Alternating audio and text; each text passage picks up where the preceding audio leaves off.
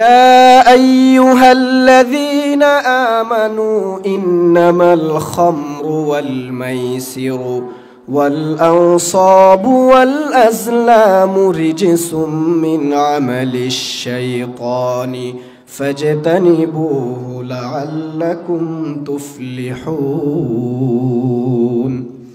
যারা ঈমানের দাবিতে সত্যবাদী, যারা ঈমান এনেছে, আল্লাহর প্রতি যারা ঈমান এনেছে, রাসূলের প্রতি যারা ঈমান এনেছে, কিতাবের প্রতি যারা ঈমান এনেছে, রাসূলের প্রতি যারা ঈমান এনেছে, পরকালকে যারা বিশ্বাস করে, তাকদীরকে যারা বিশ্বাস করে, তাদেরকে বলা হয় ঈমানদার। আল্লাহ তাআলা তাদেরকে ডেকে বলছেন, ইয়া আইয়ুহাল্লাযীনা আমানু, আমার ঈমানদার বান্দারা, ইন্নামাল খামরু ওয়াল মাইসির, নিশ্চয় মদ এবং জুয়া, মদ এবং জুয়া, ওয়াল আনসাবু ওয়াল আজলামু রিজসুম মিন আমালিশ শাইতান। মদ, চারটি কথা এখানে, মদ, জুয়া, মূর্তিমা, ওয়াল আনসাব ওয়াল আজলাম, ভাগ্য নির্ধারণী তীর, এই চারটি জিনিস রিজসুন, অপবিত্র। এগুলো কি? অপবিত্র। আচ্ছা, মানুষের মলমূত্র কি বলেন তো, পবিত্র নাকি অপবিত্র? মানুষের মলমূত্র পবিত্র নাকি অপবিত্র? অপবিত্র। তো অপবিত্র জিনিস কি আপনি খাবেন? অপবিত্র জিনিস কি আপনি খাবেন? আপনাদের আওয়াজ নেই। অপবিত্র জিনিস কি খাবেন? খাবেন না।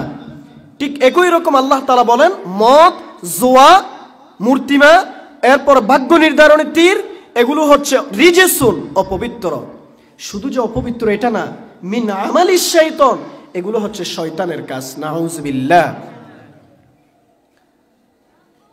ফাজতানিবু, তোমরা তার থেকে দূরে থাকো, এগুলো থেকে দূরে থাকো, বিরত থাকো।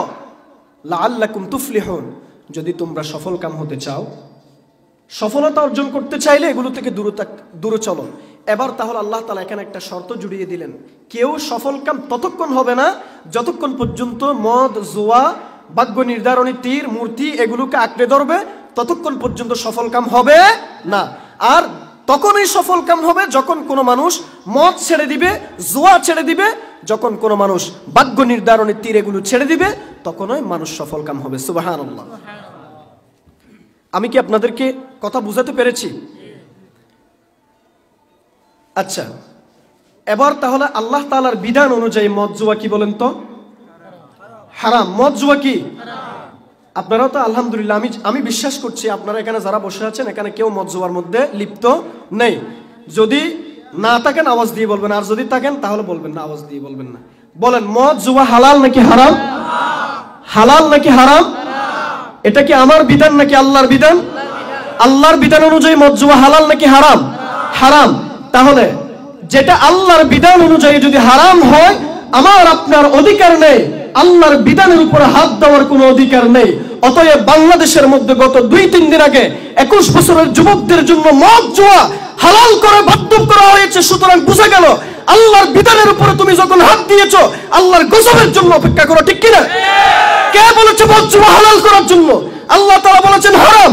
আর তুমি বলেছো 21 বছরের যুবক, তারা যদি চায় মদ জুয়া হালাল, মদ জুয়া খেতে পারবে। বুঝা গেল এটা মুসলমানদের সাথে বিদ্যাঙ্গুলি দেখানো, মুসলমানদের সাথে ধোঁকাবাজি করা, মুসলমানদেরকে হারামের পথে নিয়ে যাওয়া ছাড়া অন্য কিছু না, ঠিক কিনা? আমরা তীব্র নিন্দা জানাচ্ছি, তীব্র নিন্দা জানাচ্ছি যারা মদ জুয়াকে হালাল করেছেন। আপনি আমি যতদিন বলি না কিয়ামত পর্যন্ত যদি বলি মদ জুয়া হালাল হালাল, ততক্ষণ পর্যন্ত হালাল হবে না যতক্ষণ না কিয়ামত হয়। কিয়ামত হওয়ার পরেও হাজিরিন, কোন সূরা থেকে আমরা কথা বলবো বলছি? সূরা মাইদা। সবাই কথা বলে নাই, কোন সূরা? আচ্ছা, মাইদা নাম বলার কারণে কার কার গুনাহ হয়েছে হাত তোলেন তো। গুনাহ হয়েছে? মাইদা কয়টা হরফ আছে খেয়াল করেন তো? মিম, আলিফ, হামজা, দাল, গোলতা। মাইদা কয়টা হরফ? 5টা হরফ। 5টা হরফের বিনিময়ে মিনিমাম আপনার আমার আমলনামায় একবার মাইদা বলার কারণে 50টি নেকি আল্লাহ তাআলা দান করেছেন। সুবহানাল্লাহ। সুতরাং ছোট্ট ছোট্ট এই আমলগুলো আল কিয়ামতের ময়দানে আমার আপনার আমলনামায় অনেক বিশাল আকৃতিতে হয়ে যাবে। আপনি তখন আল্লাহকে জিজ্ঞেস করবেন, আল্লাহ আমাকে এগুলো কি দিচ্ছেন? আপনি পাহাড়ের মতো বিশাল বিশাল পর্বতের মতো সওয়াব এগুলো কোত্থেকে দিচ্ছেন? আল্লাহ তাআলা বলবেন, বান্দা তুমি যে তোমার অগোচরে সুবহানাল্লাহ আলহামদুলিল্লাহ কিছু কিছু কোরআনের শব্দ তোমরা যে বলেছিলে ওই একটা একটা হরফের বিনিময়ে আমি 10টা নেকি দিয়েছিলাম, দিন শেষে সেগুলো পাহাড় পর্বত পরিমাণ হয়েছে। সুবহানাল্লাহ। অতএব আমার সাথে একটু কথা বলবেন। মাইদা, আমরা সূরা মাইদা থেকে কথা বলবো, আয়াত নাম্বার 90, আয়াত নাম্বার 90 এবং 91, এই দুটি আয়াতকে সামনে রেখে মূলত আমরা কথা বলবো। বাংলাতে যদি একবার আমি আপনাদেরকে বিষয়টা বলি, সেটা হচ্ছে আপনারা অবশ্যই জানেন মদ এবং জোয়া। মদ এবং জোয়া আমাদের বিষয়বস্তু কি? মদ এবং জোয়া। শেষ দিকে আমি যুবক ভাইদের নিয়ে দুই একটি কথা বলবো। মক্কার যুগে নবী করিম সাল্লাল্লাহু আলাইহি ওয়াসাল্লামের উপর 610 খ্রিস্টাব্দে, আপনারা সালটা মনে রাখবেন, 610 খ্রিস্টাব্দে নবুয়ত আল্লাহর নবীর উপর আসে, ওহী নাজিল হয়। হেরা পর্বতে জিবরাইল আলাইহিস সালাম সর্বপ্রথম ওহী নিয়ে আসেন, ইকরা বিসমি রাব্বিকাল্লাযী খালাক। কোন সালে বললাম? 600। আচ্ছা, আপনারা কি ভাত খেয়েছেন সবাই? তাহলে তো একটু আওয়াজ দিয়ে বলেন না। 610 খ্রিস্টাব্দ নবী সাল্লাল্লাহু আলাইহি ওয়াসাল্লামের উপর কি ওহী নাজিল হয়, নবুয়ত আসে। নবুয়ত আসার আগে অনেকেই মদ জোয়ার সাথে জড়িত ছিল। মদ জোয়া বিভিন্ন রকম হারাম বিষয়ের সাথে জড়িত ছিল। কিন্তু নবী করিম সাল্লাল্লাহু আলাইহি ওয়াসাল্লামের উপরে যখন ওহী আসলো, তখন সাহাবাদেরকে আস্তে আস্তে আস্তে আস্তে তারা মদ জোয়াগুলো ছেড়ে দিতে লাগলেন। কারণ এতদিন পর্যন্ত জাহেলি যুগে ছিল, এখন নবী করিম সাল্লাল্লাহু আলাইহি ওয়াসাল্লামের উপরে ওহী আসার পরে ইসলামী হুকুম আহকাম অনুযায়ী মদ জোয়ার বিষয়ে আবার তারা একটু সতর্ক হয়ে যাচ্ছে। কিরকম? একদিন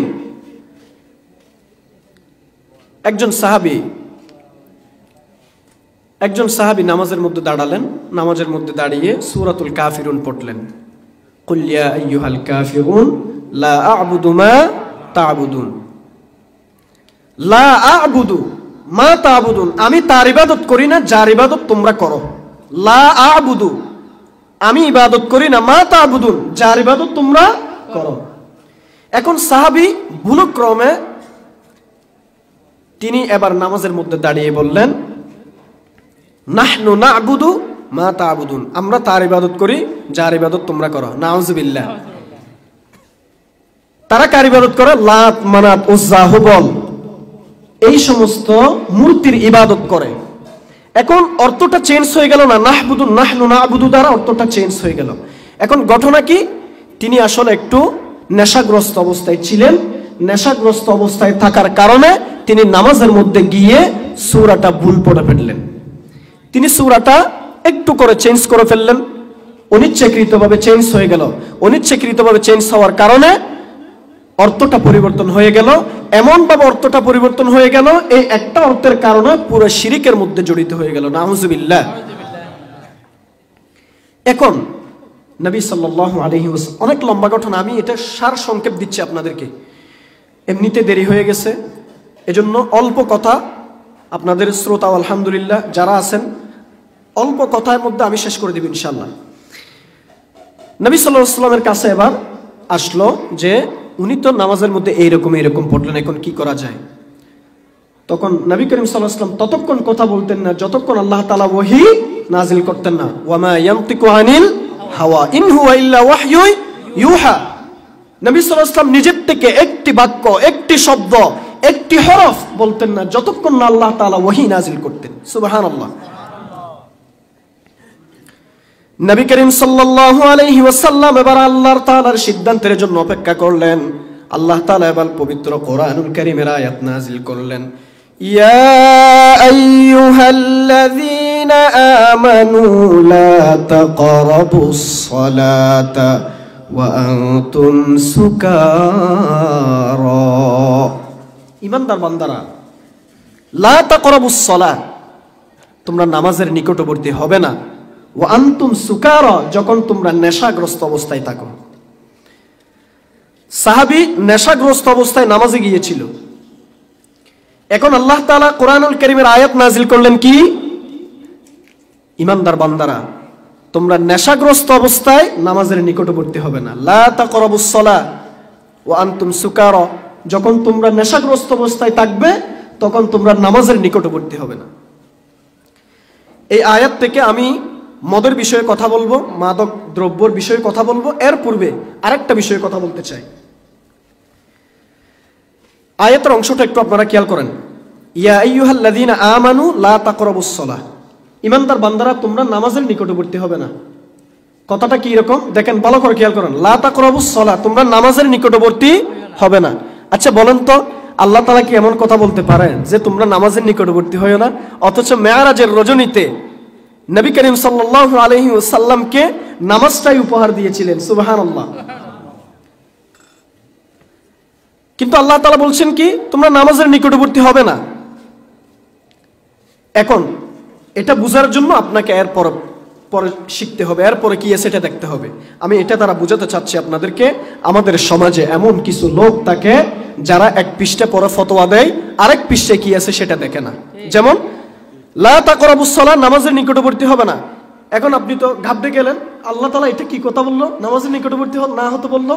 অথচ এরপরে কি আছে, ওয়ান্তুম সুকারা, যখন নেশাগ্রস্ত অবস্থায় থাকো।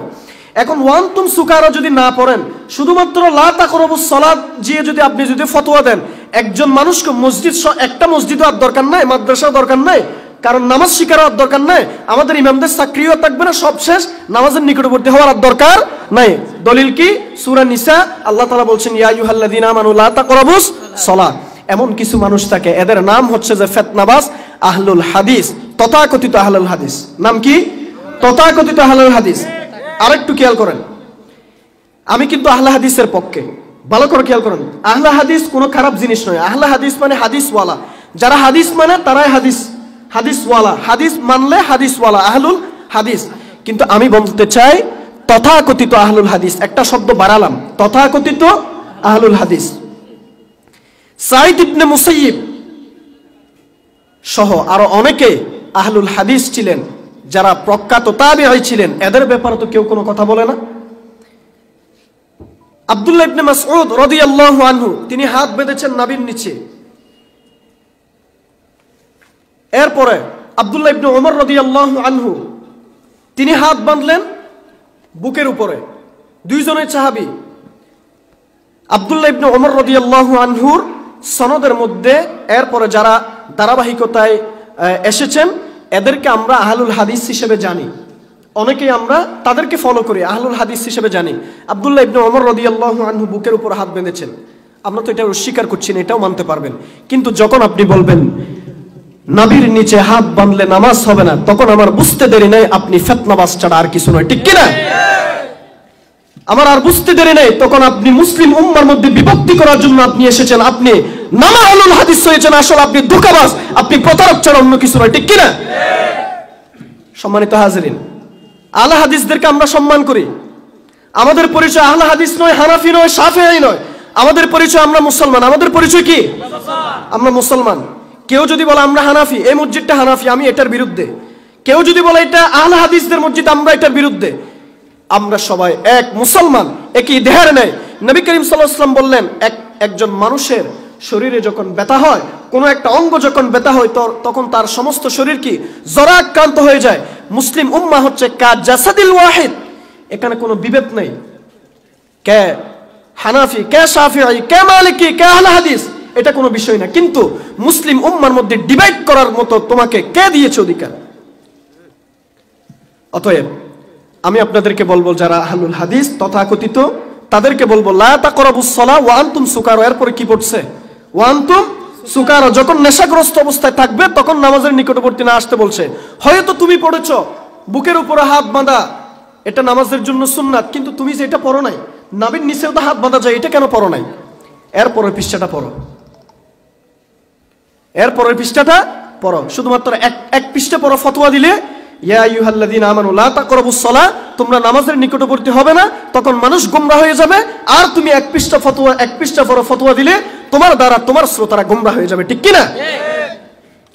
আশা করি কথা বুঝছেন। আমি আর লম্বায় যাব না, সংক্ষিপ্ত কথা, অল্প কথার মধ্যে আপনাদেরকে দুই একটি কথা বলবো, আপনারা মনে রাখবেন। আবার আমাকে ভুল বুঝবেন না, আমি কিন্তু আহলে হাদিসদের বিপক্ষেও নয়, হানাফিদের বিপক্ষে নয়। আমি নিজেকে হানাফি হিসেবে পরিচয় দিতে ভালোবাসি, হানাফি মাযহাবের একজন মুকাল্লিদ হিসেবে পরিচয় দিতে ভালোবাসি। তবে আহলে হাদিসদেরকেও ভালোবাসি, যারা প্রকৃত আহলে হাদিস, প্রকৃত হাদিসকে অনুসরণ করে, কিন্তু যারা ফিতনাবাজ, ধোঁকাবাজ, আমিন বড় করে বলবে নাকি ছোট করে বলবে, রফুল ইয়াদাইন করবে নাকি করবে না, হাত এখানে বাঁধবে নাকি বাঁধবে না, এটা নিয়ে যারা বিতর্ক করবে এরা হচ্ছে ধোঁকাবাজ, এরা হচ্ছে প্রতারক, এরা হচ্ছে মুসলিম উম্মার জন্য ফসাদকারী, এরা মুসলিম উম্মার বিভেদকারী। অতএব এরা আমাদের কোনো ভাই হতে পারে না, ঠিক কিনা? সম্মানিত হাজরিন, আমার কথায় ফিরে আসি। আল্লাহ তাআলা আবার আয়াত কি নাযিল করলেন, ইয়া আইয়ুহাল্লাযীনা আমানু লা তাকরাবুস সালাহ, তোমরা যখন নেশাগ্রস্ত অবস্থায় থাকবে নামাজের নিকটবর্তী হবে না। এবার সাহাবীরা আবার কি করলো, নেশাগ্রস্ত অবস্থায় যখন থাকে তখন আর তারা নামাজে আসে না, অর্থাৎ নামাজের আগ মুহূর্তে তারা আর কি করে না, নেশা করে না। আচ্ছা, কোন একটা ডোজ একসাথে দিলে কি হয়? এই যে আমাদের করোনার এখন কি ভ্যাকসিন, করোনার কি ভ্যাকসিন, কাউকে যদি মডার্না একসাথে যদি 3টা ডোজ মারি দেয়, 2টা ডোজ মারি দেয়, এটা মারা যাবে নি বাঁচি থাকবে? মারা যাবে। নির্দিষ্ট 2 মাস পরে, সিনোফার্মা মারলে 1 মাস পরে, নির্দিষ্ট একটা সময় আছে না, সময়ের পর পর মারতে হয়। আল্লাহ তাআলা ওই জাহেলিয়া সমাজকে ঠিক করার জন্য, সঠিক পথে আনার জন্য ধারাবাহিকতা অবলম্বন করেছেন। একসাথে মদ হারাম না করে, জুয়া হারাম না করে তাদেরকে ধারাবাহিক একটা একটা স্টেপে নিয়ে আসতেছেন। প্রথম ধাপ হচ্ছে তোমরা নেশাগ্রস্ত অবস্থায় মসজিদের নিকটবর্তী হবে না। এরপরে সাহাবীরা এবার নেশাগ্রস্ত অবস্থায় মসজিদের নিকটবর্তী আর হয় না। কিছুদিন পরে এবার আল্লাহ তাআলা কোরআনুল, এবার মদ জুয়া এগুলো পান করার পরে, মদ পান করার পরে স্বাভাবিক মানুষ একটু মাতাল হয়, স্বাভাবিক একটু কি হয়, মানুষ মাতাল হয়। একটা দাওয়াতে গেলেন সাহাবীরা, সেখানে সাহাবে দাওয়াত যিনি আছেন তাকে একজনে মারি দিলেন, মারপিট শুরু করে দিলেন, মাতাল অবস্থায় ছিল। অনেক লম্বা ঘটনা। এরপর নবী করিম সাল্লাল্লাহু আলাইহি ওয়াসাল্লামের কাছে আসলেন, এসে বললেন এই এই ঘটনা, এখন কি করা যায়? নবী করিম সাল্লাল্লাহু আলাইহি ওয়াসাল্লামের কাছে আসার পরে লোকেরা জিজ্ঞেস করতেছে মদ জুয়ার বিধান কি ইয়া রাসূলুল্লাহ? শুধুমাত্র এখন বলছেন নামাজের নিকটবর্তী না হওয়ার জন্য মদ পান করে, একটু চূড়ান্ত একটি ঘোষণা দিয়ে দেন, এখন কি করা যায়? এবার আল্লাহ তাআলা কোরআনুল কারীমের সূরা বাকারার মধ্যে আল্লাহ তাআলা বলেছেন, ইয়াসআলুনাকা আনিল খামরি ওয়াল মাইসির কুল ফীহিমা ইসমু কাবীরুন ওয়া মানাফিউ লিন-নাসি ওয়া ইসমুহুমা আকবারু মিন নাফইহিমা। আমার বান্দারা, হে রাসূল, আমার বান্দারা আপনার থেকে জিজ্ঞেস করো, মদ জুয়ার বিধান সম্পর্কে জিজ্ঞেস করো, ফতোয়া জানতে চাচ্ছে। সূরা বাকারা 219 নম্বর আয়াত। মদ জুয়ার বিধান সম্পর্কে জানতে চাচ্ছে আমার বান্দারা। আওয়াজ কি শুনতে?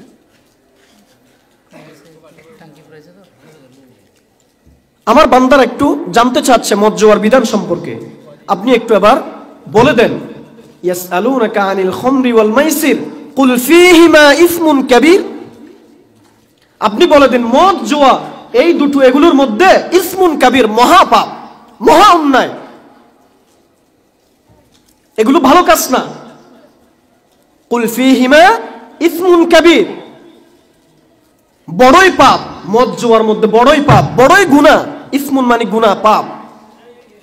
ওয়া মানাফিউ লিন-নাস, আবার ওই যে বললাম ধারাবাহিকতা রক্ষা করার জন্য আল্লাহ তাআলা আরেকটি শব্দ লাগিয়ে দিলেন, ওয়া মানাফিউ লিন-নাস, মানুষের জন্য কিছু উপকার আছে। মদ জুয়ার মধ্যে মানুষের জন্য কিছু উপকার আছে। আসলে এটা ধারাবাহিকতা রক্ষা করা, যে একসাথে যদি বন্ধ করে দিতে চায় তখন দেখা যাবে যে মানুষ হার্ট অ্যাটাক করে মারা যাবে। এজন্য আল্লাহ তাআলা ধারাবাহিকতা রক্ষা করতেছেন। কিন্তু এরপরে আবার মুত্তাকি যারা, তারা যেন ফিরে আসে, আল্লাহ তাআলা বলে দিচ্ছেন ওয়া ইসমুহুমা আকবারু মিন নাফইহিমা, উপকারের চেয়ে অপকার বেশি আছে, উপকারের চেয়ে অপকার অনেক বেশি আছে। আকবার সবচেয়ে বেশি বড়, অনেক বেশি, অনেক বড় পাপ উপকারের চেয়ে। তাহলে 1 নম্বর কথা কি বলছিলাম, নামাজের নিকটবর্তী হলে, নেশাগ্রস্ত অবস্থায় নামাজের নিকটবর্তী হবে না। 2 নম্বর কথা কি, মদ জুয়া এগুলোকে আপনি বলে দেন ইয়া রাসূলুল্লাহ, এগুলো বলে দেন এগুলো মহা অন্যায়, মহাপাপ, মানে কবিরা গুনাহ, মহা অন্যায়, মহাপাপ। তবে কিছুটা উপকার আছে, কিন্তু উপকারের চেয়ে অপকার অনেক বেশি। এবার যারা মুত্তাকি, যারা বুঝের সাহাবী, সবাই তো আর একরকম না। আবু বকর রাদিয়াল্লাহু আনহুর মতো কি অন্য কোনো সাহাবী হবে? হযরত উমর রাদিয়াল্লাহু আনহুর মতো কি অন্য কোনো সাহাবী হবে? না। অর্থাৎ সাহাবীদের মধ্যে কি আছে? তারতম্য আছে। হাতের আঙ্গুল 5টি, সব এগুলোর নাম, প্রত্যেকটার নাম আঙ্গুল, প্রত্যেকটার নাম কি? আঙ্গুল, কিন্তু একটা লম্বা আর একটা বেটে। বোঝা যাচ্ছে কিছু মর্যাদা বেশি আর কিছু মর্যাদা কম, তবে সবগুলোই আঙ্গুল। সবাই সাহাবী, কিন্তু এর মধ্যে কি আছে? একটু তারতম্য আছে। এবার যারা ইমানের শক্তিতে বেশি জোর আছে, পাওয়ার বেশি যাদের আছে, তারা আস্তে আস্তে ছেড়ে দিচ্ছে, মদ জুয়া ছেড়ে দিল। কিন্তু এরপরেও দেখা যাচ্ছে আল্লাহ তাআলা চূড়ান্ত ঘোষণা আয়াত নাজিল করলেন। এবার আমি শুরুতে কোরআনুল কারীমের যে আয়াতটা আপনাদের সামনে তিলাওয়াত করেছিলাম, সূরা মাইদার 90 নম্বর আয়াতের মধ্যে এবার আল্লাহ তাআলা চূড়ান্তভাবে, কিছুদিন পরে চূড়ান্তভাবে মদ জুয়া এগুলোকে হারাম ঘোষণা করে দিলেন। সূরাতুল মাইদা আয়াত নাম্বার 90 এবং 91।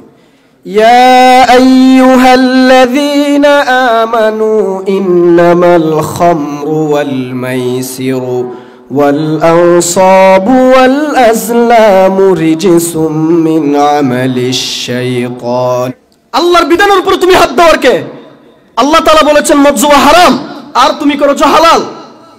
অতএব বুঝা গেল তোমরা মুসলমানদের জন্য কিছুই করতে পারো না, এটা বিধর্মীদের সাথে তোমাদের সাথে মিশে গেছে, ঠিক কিনা?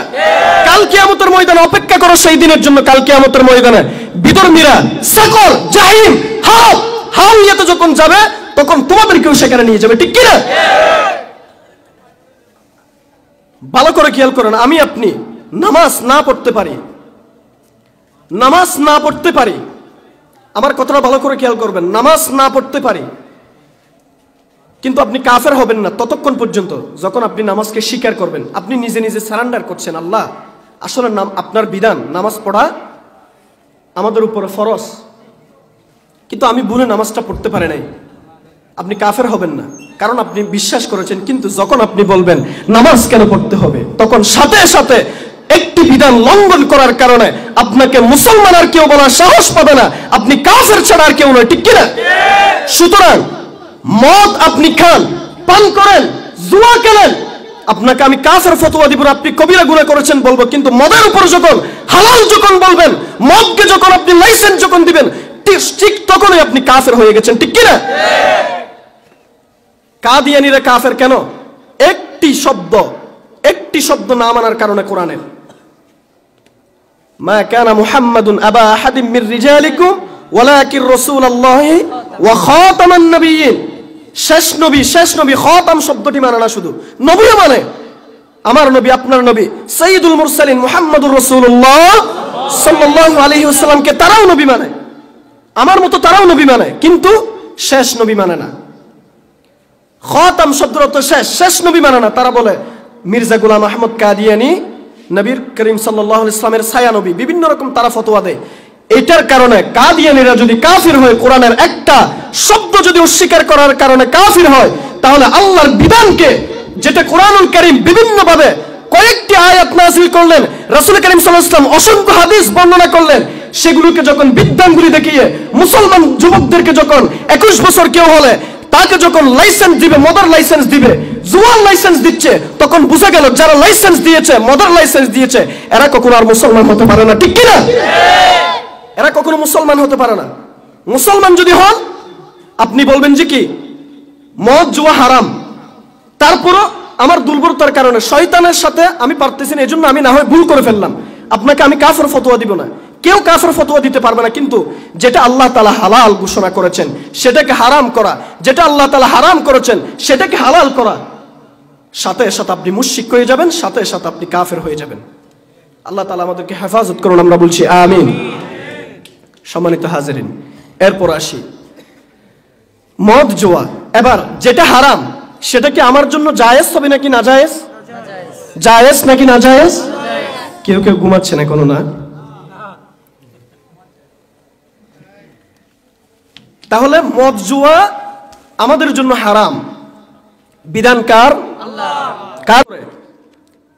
মদ জুয়া, এখন আপনি চিন্তা করতেছেন আমি তো আসলে নিজে খাই না, আমার বন্ধু বান্ধব যারা আছে এদেরকে একটু ম্যাচ দিয়ে ধরাই দিই আর কি। আমি তো নিজে কি করি না, ধূমপান করি না। নবী করিম সাল্লাল্লাহু আলাইহি ওয়াসাল্লামের হাদিস অনুযায়ী আপনিও একই অপরাধী, আপনিও একই অপরাধী। মদ যে বহন করে, মদ যে বহন করে, যে ঢালে, যে খাওয়ায়, যে খায়, যার জন্য ক্রয় করা হয়, সবগুলা নবী করিম সাল্লাল্লাহু আলাইহি ওয়াসাল্লাম বলে দিয়েছেন। অতএব আজকের সমাজে যারা মাদক দ্রব্যের লাইসেন্স দিয়েছে, এরা যদি 5 ওয়াক্ত নামাজি হয়, এরা যদি লম্বা দাড়িওয়ালা টুপিওয়ালা হয়, বাইতুল মুকাররমের খতিব হলেও, এরাও মাদক দ্রব্যের লাইসেন্স দেওয়ার কারণে একই রকম অপরাধী, ঠিক কিনা? সম্মানিত হাজরিন, অনেক কথা বলা যাবে, আমি বারবার খেয়াল করতেছি সময়ের দিকে। আচ্ছা, এটা কোন মাস বলেন তো? রজব মাস। এটা কোন মাস? রজব মাস। রজব মাস আসলে আমরা মেয়ারাজের একটু আলোচনা করি না? মেয়ারাজের আলোচনা করি। হয়তো আপনাদের ইমাম সাহেব আজকে হয়তো মেয়ারাজের বিষয় নিয়ে আলোচনা করেছেন, না হয় আগে করেছেন অথবা করবেন। কারণ রজব মাসে আমরা জানি 27শে রজব মেয়ারাজ, যদিও এই তারিখটা নয়, আরো অনেক তারিখ আছে। সেখান থেকে প্রায় 14-15টি মতো বিভিন্ন মতামত আছে, বিভিন্ন রকম তারিখে হয়েছে। সেখান থেকে একটি মতামত হচ্ছে 27শে রজব। তো যাই হোক, আমার কথা সেটা না, আমরা মেয়ারাজ নিয়ে একটু আলোচনা করি। কিন্তু আমি মেয়ারাজ নিয়ে আলোচনা করতে চাই না। মেয়ারাজের সামান্য একটি ঘটনা, মাদক দ্রব্যের একটি ঘটনা নিয়ে আপনাদেরকে একটু ইশারা দিতে চাচ্ছি। عن أبي هريرة رضي الله عنه أن رسول الله صلى الله عليه وسلم أوتي ليلة أسري به بإيلياء بقدحين من خمر ولبن فنظر إليهما ثم أخذ اللبن فقال جبريل الحمد لله الذي هداك للفطرة ولو أخذت الخمر غوت أمتك تابعه رواه البخاري। আবু হুরায়রা রাদিয়াল্লাহু আনহু বর্ণনা করেন হাদিসটি। তিনি বলেন, নবী করিম সাল্লাল্লাহু আলাইহি ওয়াসাল্লাম ইরশাদ করেছেন, নবী করিম সাল্লাল্লাহু আলাইহি ওয়াসাল্লাম যখন গমন করছিলেন, কোন দিক দিয়ে? মেয়ারাজের রজনীতে যখন চলে যাচ্ছিলেন, তখন তাকে ইলিয়া নামক একটি স্থানে ভালো করে খেয়াল করেন যে বিকদাহাইনি মিন খামরিন ওয়া লাবানিন, দুটি বাটি দেওয়া হলো। একটা হচ্ছে শরাবের মদের বাটি, আর একটা হচ্ছে দুধের বাটি। একটা হচ্ছে দুধের বাটি, আর একটা হচ্ছে কি? মদের বাটি। দুটি বাটি নবী করিম সাল্লাল্লাহু আলাইহি ওয়াসাল্লামের সামনে দেয়া হলো। তখন তিনি ফানাযারা ইলাইহিমা সুম্মা আখাযাল লাবান, তিনি দুটির দিকে তাকালেন। ফানাযারা ইলাইহিমা, মদের বাটি এবং দুধের বাটি, এই দুটির দিকে তাকালেন। তাকানোর পরে সুম্মা আখাযাল লাবান, ওই যে দুধের বাটি যেটা, নবী করিম সাল্লাল্লাহু আলাইহি ওয়াসাল্লাম সেই বাটিটা গ্রহণ করলেন। সুবহানাল্লাহ। ফাকালা জিবরিলু আলহামদুলিল্লাহ আল্লাযী হাদাকা লিল ফিতরাতি ওয়ালাউ আখাযতাল খামরা গাওয়াত উম্মাতুকা তাবাহু। এরপরে জিবরাইল আলাইহিস সালাম বললেন, ইয়া রাসূলুল্লাহ, আপনার সামনে দুটি বাটি দেওয়া হয়েছিল। একটা বাটি হচ্ছে, আপনার সামনে দুটি বাটি দেওয়া হয়েছিল, একটা বাটি হচ্ছে দুধের বাটি, আর একটা বাটি হচ্ছে শরাবের বাটি। নবী করিম সাল্লাল্লাহু আলাইহি ওয়াসাল্লাম শরাবের বাটিটা গ্রহণ করেছিলেন। জিবরাইল আলাইহিস সালাম তখন বললেন, ইয়া রাসূলুল্লাহ, আলহামদুলিল্লাহ, আল্লাহর প্রশংসা করছি, যেহেতু আল্লাহ তাআলা আপনাকে ফিতরতের উপরে রেখেছেন। আপনি যদি দুধের বাটি যদি গ্রহণ না করে মদের বাটি যদি গ্রহণ করতেন, শরাবের বাটি যদি গ্রহণ করতেন, তাহলে আপনার সমস্ত উম্মতেরাই পথভ্রষ্ট হয়ে যেত। নাউজুবিল্লাহ। নবী করিম সাল্লাল্লাহু আলাইহি ওয়াসাল্লাম কোন বাটি গ্রহণ করলেন? কিন্তু বাংলাদেশে এমন কতগুলা মানুষ আছে, আপনি এখন দুধের বাটি দেন না, দুধের বোধ দূরে লাত্তি মারি ফেলে দিবে, ওই যে মদের বাটি যেটা সেটা গ্রহণ করবে। বলবে যে আর এত কিছু খাওয়ার দরকার নেই, একটা বিড়ি দিলে হবে, একটা মদ আর কি, এটাও এক প্রকার মদের প্রকার, একটা বিড়ি দিলে হয়ে যাবে। অবাক কাণ্ড।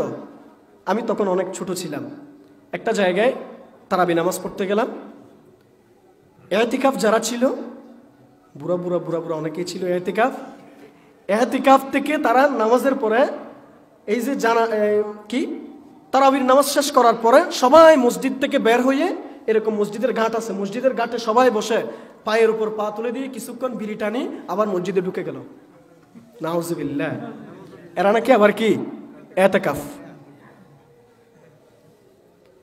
মানে কি আসক্ত দেখেন, বিড়ির প্রতি কি আসক্ত। এটাও যে এক প্রকার মাদক, এটা আমাদের আলেম সমাজেরও জানে না, আলেম সমাজের আরো বেশি খায়, ঠিক কিনা? এই যে মেরাজের রজনীতে, আজকেও হাদিসটা পড়লাম, মেরাজের রজনীতে নবী করিম সাল্লাল্লাহু আলাইহি ওয়াসাল্লাম যখন চলে যাচ্ছিলেন, তিনি যখন গমন করছিলেন, তখন তিনি দেখতে পেলেন কিছু লোক আগুনের কাছে দিয়ে, কি আগুনের কাছে, ভালো করে খেয়াল করেন, আগুনের কাছে দিয়ে তাদের ঠোঁটগুলো কেটে ফেলতেছে। তখন নবী করিম সাল্লাল্লাহু আলাইহি ওয়াসাল্লাম জিব্রাইল থেকে জিজ্ঞেস করলেন, ইয়া জিব্রাইল মান হাউলা? তখন জিব্রাইল ইসলাম বললেন, ইয়া রাসূলুল্লাহ, এরা হচ্ছে আপনার উম্মতের ওই সমস্ত খুতাবা, ওই সমস্ত আলোচক, ওই সমস্ত বক্তাগণ যারা নিজেরা মাহফিলের মঞ্চে এসে বড় বড় কথা বলতো, আবার এরপরে তারা গিয়ে নিজেরাই মানুষের মঞ্চে এসে ইয়ামুরুনান নাসা, তাদের মানুষদেরকে আদেশ দিত, বিল বিররি, সৎ কাজের দিকে মানুষদেরকে আদেশ দিত, কিন্তু এরপরে গিয়ে ওয়াহুম ইয়াতলুনাল কিতাব, তারা কোরআন তিলাওয়াত করত, অথচ তারা এরপরে গিয়ে সেগুলোকে অস্বীকার করত। এরপরে গিয়ে নিজেরা নিজেদের মতো মত্ত হয়ে যেত, নিজেরা নিজেদের আনন্দে আত্মহারা হয়ে যেত, নিজেরা ইসলামী শরিয়াকে বিদ্যাঙ্গুলি দেখাতো। এরা হচ্ছে ওই সমস্ত লোক, নাউজুবিল্লাহ। এজন্য আমি বারবার বলি, ও বক্তা ভাইয়েরা, আপনাদেরকে একটু চিন্তা হয় না, আপনারা কেমনে পারেন মানুষের উপরে জুলুম করতে, যে 1 লক্ষ টাকা না দিলে মাহফিলে যাবেন না, 50,000 টাকা, 80,000 টাকা, 80,000 টাকা, 70,000 টাকা না দিলে মাহফিলে যাবেন না? আপনাদেরকে একটু ভয় হয় না? আপনারা কি এই সমস্ত আলেম নয় যারা মানুষের উপরে জুলুম করতেছেন? এজন্য আপনারাও একটু সতর্ক হয়ে যাবেন। আপনারা বক্তা দাওয়াত দেওয়ার সময় বাছাই করে দাওয়াত দিবেন। বক্তা দাওয়াত দেওয়ার সময় আপনাদের প্রথম চিন্তা আসে মাথায়, কি লোক জমজমাট হবে তো ওই মানুষ দিয়ে? তোর হবে না, এটা বড় মাদ্রাসার মুহাদ্দিস, কিন্তু ওনাকে দাওয়াত দিচ্ছেন না আপনারা। ওই যে আমার মতো ছোট ছোট বাচ্চা যারা আছে তাদেরকে দাওয়াত দিচ্ছেন, ঘটনা কি? লোক হবে না তো। লোক হওয়া কি আপনার, লোক হবে কি হবে না এটা তো আমার আপনার দায়িত্ব নয়। আমার আপনার দায়িত্ব হচ্ছে মাহফিল করবেন, কোরআনের আলোচনা শোনাবেন। একজন মানুষ যদি শোনার পরে যদি হেদায়েত যদি পায়, এটাই তো আল্লাহর কাছে পাওনা। 1000 মানুষ যদি জমায়েত করলেন, কিন্তু দিন শেষে ফজরের নামাজটা পড়লো না, লাভ কি হলো? শহরের মধ্যে এদিন আমার মসজিদের একেবারে কাছাকাছি, বেশি দূরে না, পাশাপাশি আন্তর্জাতিক খ্যাতি সম্পন্ন বক্তা, পোস্টারের মধ্যে লিখছে আর কি, যদিও তাদের ফাস্টফুডেরও অনেক নাই, বুঝছেন তো, ফাস্টফুডও নাই, কিন্তু নামের উপরে কি লিখে? আন্তর্জাতিক খ্যাতি সম্পন্ন মুফাসসিরে কোরআন। আমার স্টুডেন্ট, আমার 2-1 স্টুডেন্ট ওই দিন আমাকে পড়তে আসতো, তারা আসে নাই। জিজ্ঞেস করলাম তারা আসে নাই কেন, এর পরের দিন জিজ্ঞেস করলাম তোমরা আসো নাই কেন? গতকাল আমরা মাহফিলে গিয়েছিলাম, মাহফিল শেষ হয়েছে 3টা বাজে, এসে ঘুমাইছিলাম, সুতরাং ফজর সময় উঠতে পারি নাই, এর না আসি নাই। কথা বুঝছেন? এবার 3টা পর্যন্ত মাহফিল করেছে আন্তর্জাতিক বক্তা দিয়ে, মারহাবা বলেন না? এই জাতি দিয়ে কি হবে? যে জাতি ফজরের নামাজ কাজা করে মাহফিলের আলোচনা করি, আমার আপনার মতো মাহফিল করতেছে, মাহফিল করে আবার ফজরের নামাজ পড়ে না। নাম বলছি না, একজন পরিচিত বক্তা লোহাগাড়ার জমিনে অনেকবার এসেছে, তার মসজিদের মুয়াজ্জিনকে গিয়ে বলেছে, ফজরের সময় আমি ঘুম থাকবো, তুমি নামাজটা পড়াই দিবা। কেউ যদি জিজ্ঞেস করো তুমি বলবা হুজুরের একটু অশান্তি লাগতেছে, হুজুর এই জন্য নামাজ পড়ে ঘুমাইছে। আসলে সে ব্যক্তি না রাতভর আল্লামা সাইদের নাম ধরে ধরে স্লোগান দিয়েছে, অথচ সে ব্যক্তি ফজরের নামাজ আদায় করে নাই। নাউজুবিল্লাহ।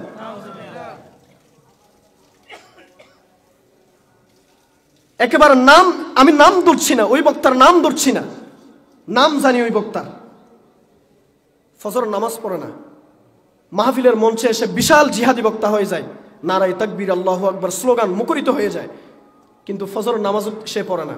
তোমার মতো বক্তা দ্বারা ইসলাম কায়েম হবে না। তোমার মতো বক্তা দ্বারা ওই সমস্ত যেগুলা নিজেদের আগুনের কাছি দ্বারা ঠোঁট কেটে ফেলতেছে, জিহ্বা কেটে ফেলতেছে, এরাই হচ্ছে তোমার মতো লোক, ঠিক কিনা?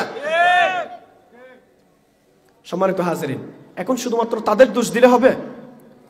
আজকে এশারের সময় যা লোক মসজিদে হয়, ফজরের সময় তার 3 ভাগের 1 ভাগ হবে?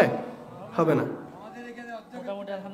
অর্ধেকও হয় না। না, আলহামদুলিল্লাহ, আলহামদুলিল্লাহ। আপনাদের এলাকার আল্লাহ তাআলা আপনাদের উপরে রহম করুন, আমরা বলছি আমিন। এই এলাকার প্রতি আল্লাহ তাআলা স্পেশাল রহমত নাজিল করেছেন। এরকম সৌভাগ্য কয়জনের আছে? কোন মসজিদে হয়? অনেক মসজিদে মাইক, ব্যাটারি, স্পিকার সব ইমাম। সব কি ইমাম? আজান দিছে, ইমামে কামত দিছে, ইমাম এর পরে আশেপাশে ডানা বামে দেখে জামাত করতে পারে নাই, শেষ পর্যন্ত বেচারা একাকি নামাজ পড়ে মসজিদ তালা মারি চলে আসছে না। অথচ আপনি সেই এলাকার মসজিদের সভাপতির পাওয়ার দেখেন কত, ওর বাবা বিশাল এক পাওয়ার নেতা, মসজিদের সভাপতি হয়েছে, মনে হচ্ছে সে এখন বিমানের পাইলট।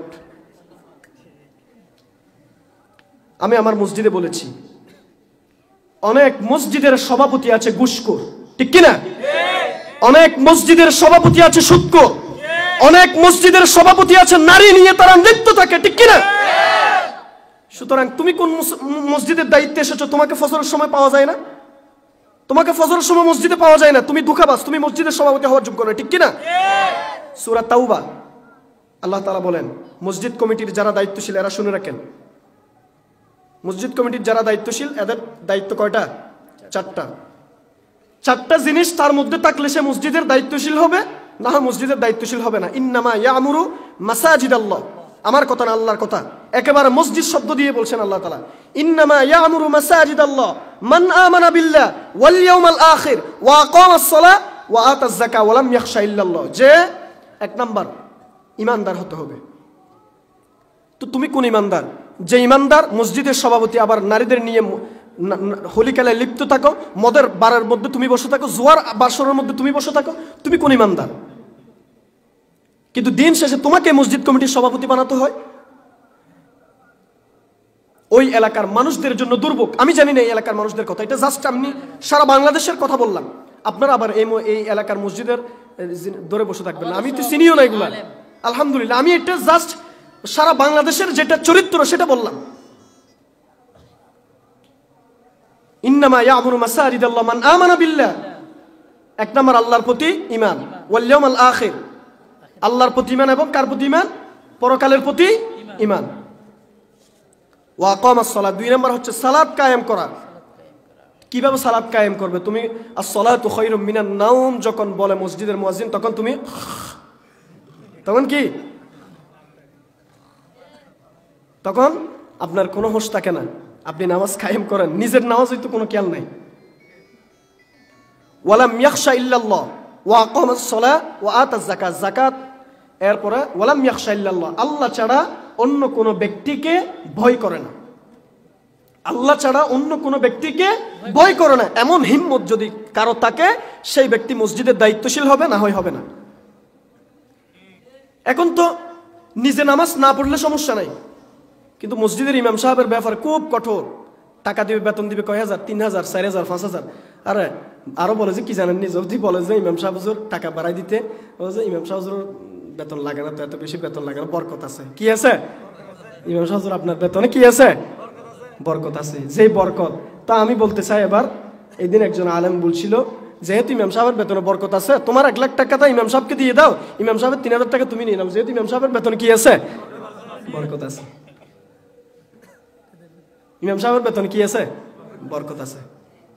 ইমাম সাহেবের বউ বাচ্চা নাই, শুধু তার আছে যে ইমাম সাহেব ভাত খায় না, ঘাস খায়। কেন? ইমাম সাহেবের উপর এত কঠোরমা। কেউ যদি 1000 টাকা যদি বাড়াই দিতে বলে 1 বছর পরে, না না না, ইমাম সাহেবকে বেতন বাড়ানো যাবে না, এলাকায় দাওয়াত আছে, প্রচুর দাওয়াত আছে। কি আছে? প্রচুর দাওয়াত আছে। আরে মূর্খ, তোমাকে কে বলেছে মসজিদ কমিটির সভাপতি হতে? একজন আলেমের সম্মান কি তুমি দিতে পারবে? একজন আলেমের সম্মান তোমার দেওয়ার ক্ষমতা আছে? কথা বলতে গেলে অনেক কথা চলে আসে, সেই জন্য আমি সংক্ষেপ করছি। মদ জুয়া হারাম, মদ জুয়া হারাম, আল্লাহর বিধান।